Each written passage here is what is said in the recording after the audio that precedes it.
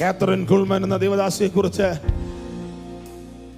എപ്പോഴും പറയുന്നത്, when she arrives on the platform the atmosphere changes. അവര് പ്ലാറ്റ്ഫോമിൽ വന്നാൽ അന്തരീക്ഷം മാറുമെന്ന്.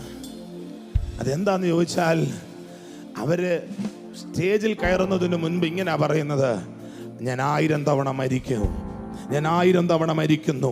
എൻ്റെ ഇഷ്ടങ്ങൾക്കോ അനിഷ്ടങ്ങൾക്കോ താല്പര്യങ്ങൾക്കോ താല്പര്യമില്ലായ്കകൾക്കോ ഇന്ന് പ്രസക്തിയില്ല. പരിശുദ്ധാത്മാവേ, പരിപൂർണ സ്വാതന്ത്ര്യം എടുക്കണമേ.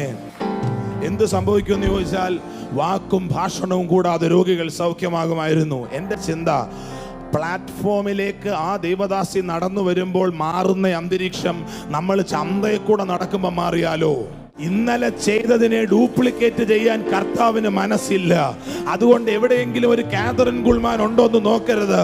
അടുത്ത അളവിലേക്ക് പരിശുദ്ധാത്മാവ് കാര്യങ്ങളെ മാറ്റുകയാണ്. പെന്തക്കോസ്ത് ഉണർവിന്റെ തീ ആദ്യം കത്തിയത്, ലോകത്തിൽ ആദ്യം കത്തിയത് ഒരു സ്ത്രീ നടത്തിയ മുക്തി മിഷനിലായിരുന്നു എന്ന് ചരിത്രം പറയുന്നു. എങ്കിൽ ആമേൻ, ആധുനിക കാലത്തെ കാര്യമാണ്. മറിയ ചോദിച്ചു, അതെങ്ങനെ സംഭവിക്കും? ഇവിടെ നിങ്ങളിൽ ചിലർ ചോദിക്കുന്നു, വലിയ ഉണർവുണ്ടാകുമെന്നാണ് പാസ്റ്റർ പറയുന്നത്, സഹോദരിമാരെ ഉപയോഗിക്കുമെന്നാണ് പറയുന്നത്, അതെങ്ങനെ സംഭവിക്കും?